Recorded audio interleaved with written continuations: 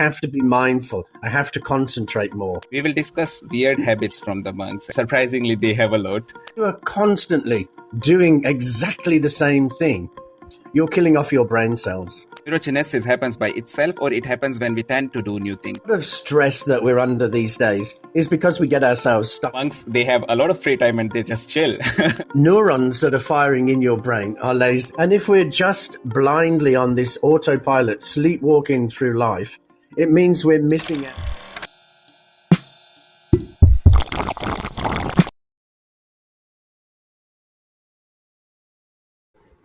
Welcome to BYOB with Sagar. I think we all know what BYOB is. However, here it is open for interpretation.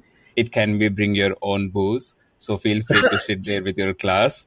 And feel free to comment your creatives also for the acronym BYOB. I will put those on Instagram if I see anything funny with your name tag. So today evening, I'm joined by a vivid personality, Lama Yeshe. Lama Yeshe is a Buddhist monk. He is originally from England, but now he lives in India for many years. And in India, people call him Lamaji. So Lamaji, welcome. A very good evening to you.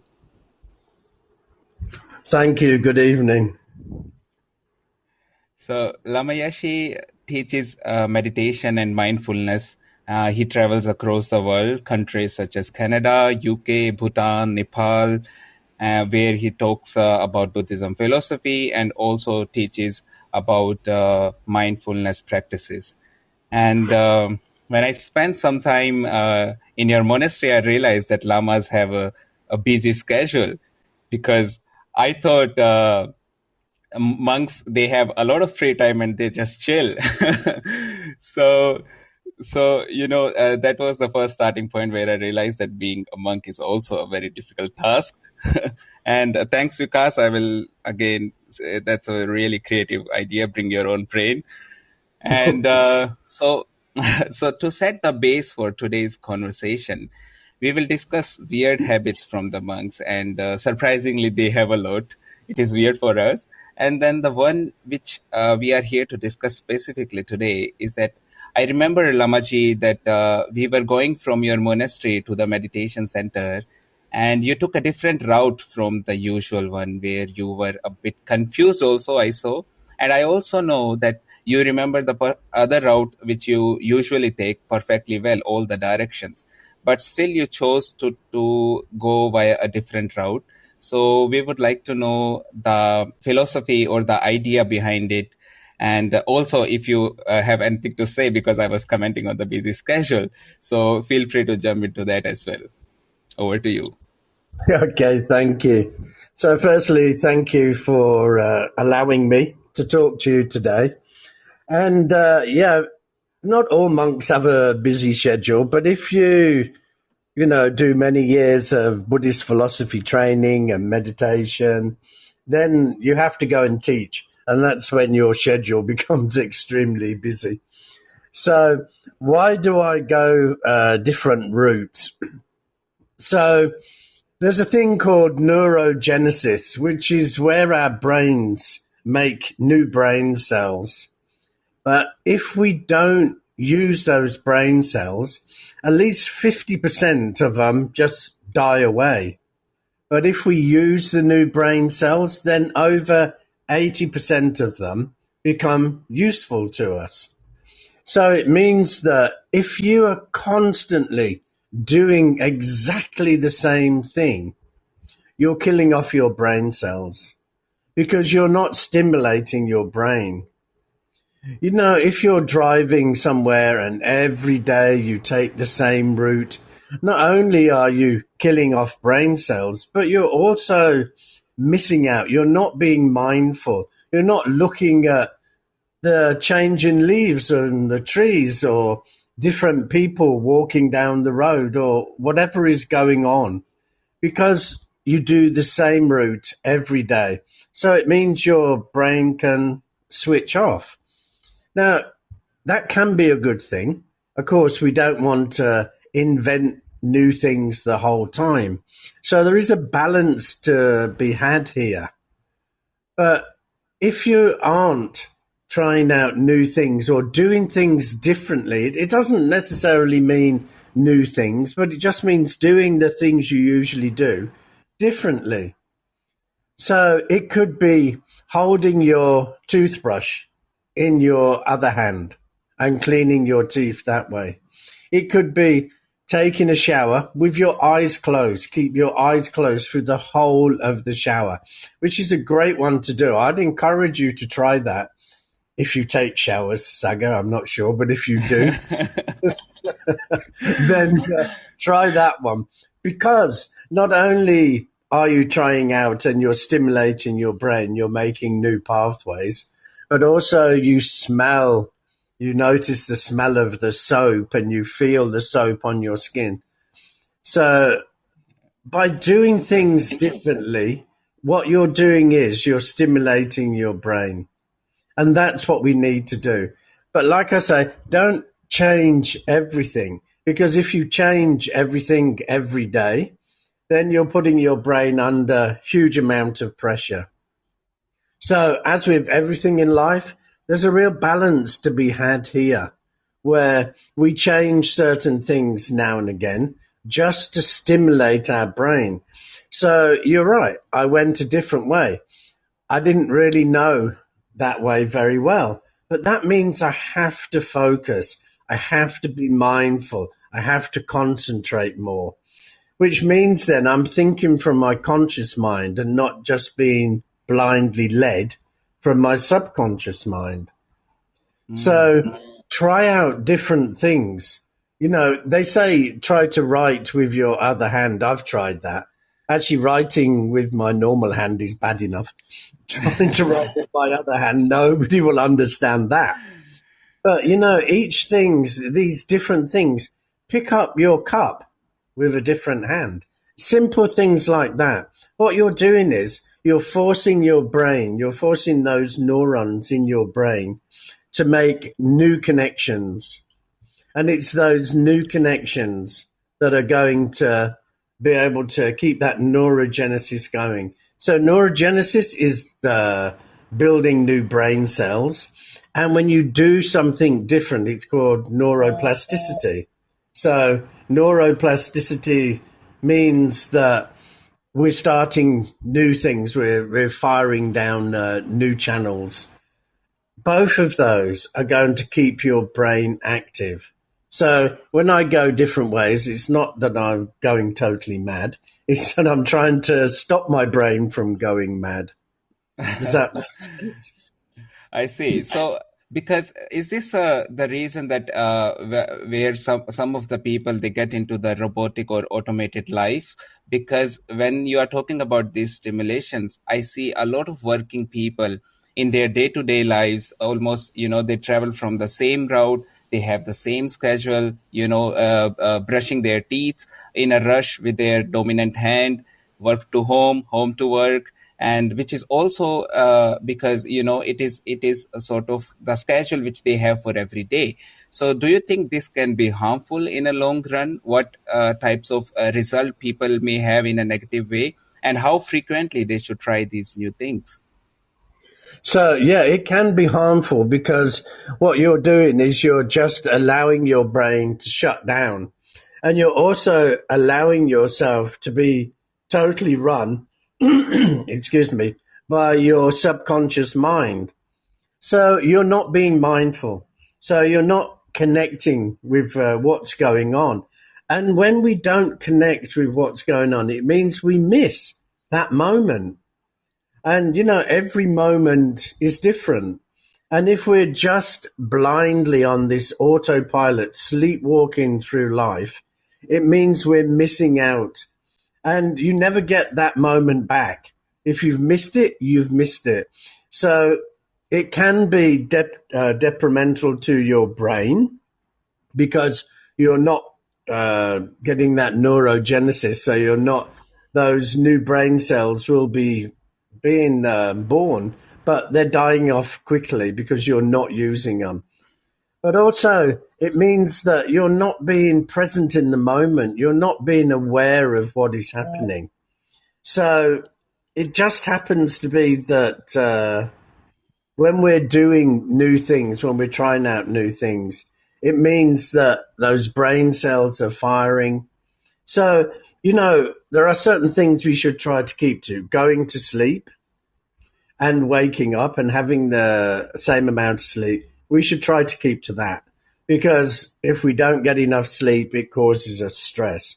But the other things where just using a different hand or doing things slightly different or going down a different route, they're simple things, but they're going to make you connect to that moment. They're going to help you to connect with what is happening. So Okay, somebody said, yeah. I just wanted Vikas. Yes, I Oh, was addressing Vikas' question that well, does neurogenesis happens by itself or it happens when we tend to do new things?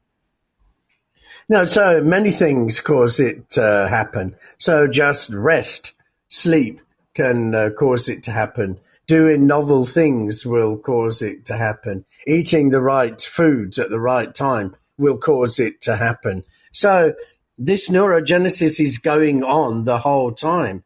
But as I'm saying, if you're not, trying to do new things, then 50% of those brain cells are just going to die away. But if we do new things, then you're using 80% of those new brain cells. So a lot of stress that we're under these days is because we get ourselves stuck into an old, tired routine and don't try to change anything.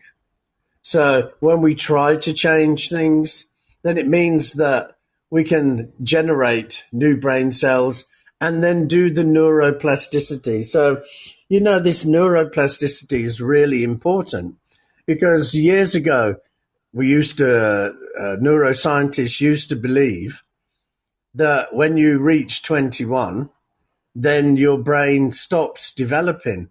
Now we know right up to your last breath, you can change your brain. You can rewire your brain.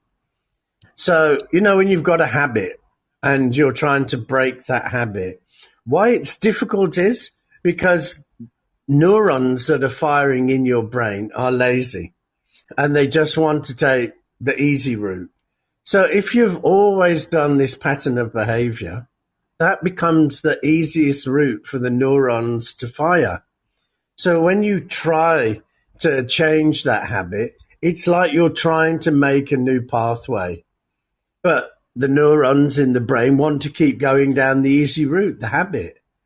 So it's like, just imagine you're walking through a forest and there's a footpath that goes through the forest. So you're walking through this forest and this is the footpath. This is the easy way. But now you want to go another way. So you have to start chopping down the brambles and breaking through and making a new footpath. So that's what it's like when we're trying to break a habit. We're trying to get the neurons to make a new path. So it takes time. But once you've done that path, then it means that that will be the easiest route. So neuroplasticity is such an important thing for us to keep in mind, that it is your brain and you can rewire that brain. It takes time, it takes effort, and it takes the mindfulness, allowing you to stay there. So that's how we can Interesting, wire because our brain. I do that, as you were mentioning, by showering from time to time, just to surprise my body that what is happening. So we have another question from Ferdin. He's asking that will it work with mundane, simple things like switching which hand I use to brush in the morning and all those tasks which is in day-to-day lives. Will it work in that directions as well? Yeah, it'll work if you pick up your cup with a different hand. It will work if you're filling up, holding the kettle while you're filling with water, hold it with a different hand. Yeah, it works with all of those things. It doesn't have to be a huge thing. It just has to be something different. So the brain has to then think, hey, hang on, we're doing something differently here. So it has to start paying attention. And that's when the neurons will start firing differently. And that's what we want. Interesting, because I remember this one time having a conversation with you, and I tried having my food with my eyes closed.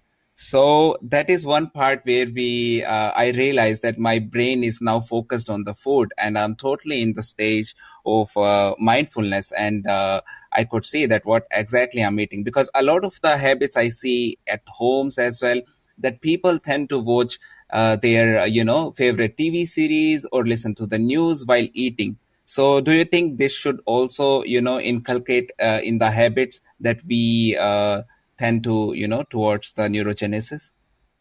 Yeah, I think that eating with your eyes closed is one thing, but while you're doing that, put the spoon or whatever you're eating with in the other hand and eat like that, because that's what's going to really help your neurogenesis. You see, eating with your eyes closed is more of a mindful thing because you taste the food.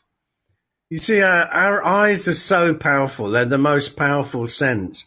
So when we're looking at the food, we've already decided what it would taste like because we're looking at it and we decided, oh, that looks nice. So when we're eating it, we think, yeah, that's nice. But if you don't look and you keep your eyes closed, then all your other senses come in, and particularly that sense of chewing things and really getting the full taste from it. So both of those things are good, but eating with your eyes closed would be more of a mindful thing. It'd be using other senses. Using a spoon in the other hand, that is where your neurons have to fire differently. Yes, we have a beautiful comment related to that as well from Baila, if I pronounce that name right. Neurons that fire together, wire together. So Yeah. I remember when I when I first met you, Lamaji, I used to ask all types of weird questions, like do llamas crack jokes, do monks cuss, Oh, or do monks have a busy schedule? So and by spending some time with you, I realized that it is an easy or beautiful, but yet a difficult life, because your schedule is so hectic, and now also, like, we are really grateful that you are giving your 20 minutes to us. So in terms of these habits which we have daily, and I believe that monks also, they have their daily practices to do. So how you incorporate these tasks, for example, using non-dominant hand, which you are telling. So is there anything else that we can specifically dedicate a day to these activities, such as you told, because people living in cities, they have a tight schedule and they use the different same routes, the same route, because they remember the directions and it saves time. So can we have a dedicated day for that as well, or what should be the frequency that if we do it daily, we see the results from time to time, or what kind of positive things it may bring? yes, I wouldn't have a day, excuse me, because that would put you under a lot of pressure. So that would really stress your mind out. So no, I wouldn't have a day. But what I would do is just every couple of days try something new. So, and yeah, I understand that sometimes, maybe you have to catch the bus to work and it's the same bus and it's the same time, but then don't sit in the same place. I saw this when I was living in London and going into work in London. Not only were people getting the same bus and the same metro, but they were getting on the same carriage and trying to sit in the same seat. Don't do that. Just get on different. If it's the same bus, okay, get on that bus. Sit differently, sit somewhere else. Sometimes look out the left hand window, sometimes the right hand window. So even if we have a set routine because we need to be in work on time, there are certain things that we can change that are going to help us to start keeping those neurons firing in our brain. Interesting. So, to our listeners, that make sure that you are not doing it frequently, just because that it will put your mind under pressure. And also simple things like using your non-dominant hands can make you more aware in day-to-day tasks. So I would like to thank. I'll take a couple of names: Govind Singh Bhati, Ferdin, Vikas, Triple H, Tom Harper, then Baldev, Sajwan, and Baila. Thank you for joining us, Ferdin. Thank you for asking your questions, and Can I Vikas. make a And small suggestion? yes, okay, sure, Baila, over to you. What would be also an excellent way to train this is playing an instrument. Yes, I agree. Piano is really Yeah. great for the guitar because Well, it combines even everything, if the you're not, movements, the attention, listening, yeah, sorry, even timing. if you're not musical, even if you can't play a piano, then a singing bowl, just play a singing bowl or something like that. So when we do new skills, of course, any new skill is going to help to with that neuroplasticity because it's something new. So they're two separate things here. When we pick a new skill, then that's one thing. But I was talking about doing things on a daily basis. But yeah, anything new. So you know what? Even though I have a busy schedule, I try to learn something new each month. So each month I'll look and think, okay, I want to learn about this, even if it's nothing to do with being a monk, even if I know I'll never be able to use it. I like to keep my brain stimulated by trying new things out. So yeah, you're quite right. I've never tried to learn a piano and I've never tried to sing, which is a good thing. But you know, those type of things, and I agree with you. They're good to keep our brain active. Interesting. I mean, and thanks, Baila, for coming in with that suggestion, because a lot of people don't go into the new things just thinking that it will be redundant for them or not adding any value. But it has a lot of value, as you were suggesting, that in terms of our the prolific nature, or in terms of our keeping our brain stimulated. So thank you for that suggestion, Baila, and thanks, Lama Yeshe, for for your time and giving this enlightened session to the people, that what exactly these simple things what we can do in our day-to-day lives, these habits which we can inculcate and which may result in positive directions, and which are also not any hard things. Just simple things: picking your cup with the left hand or your non-dominant hand, brushing your teeth with your non-dominant hand. People, they may comment if they want to have some different or specific topic related to monks and Buddhism. We can have Lama Yeshe, if he'll be so grateful to join us again next week or anytime later than that. And I also remember that you have this meditation practice 567, that also we can discuss, but I will leave that to the people. If they want to have any specific discussions, please feel free to comment. You can come back to recording and again, put down your comments. I have also put the link for Instagram, so you can also put in your request there. So thank you, Lama Yeshe, for joining. And phrase I remember coming across, that when was the last time you did something for the first time? So thank you, Ferdin, for that suggestion. And thank you, Lama Yeshe, for joining us. Thank you, Baila, for coming in as well. Thank You're you, both Sagar. Thank you, Lama Yeshe. okay. Nice to meet you again. Bye. Bye. Bye to all the listeners. Have a good day.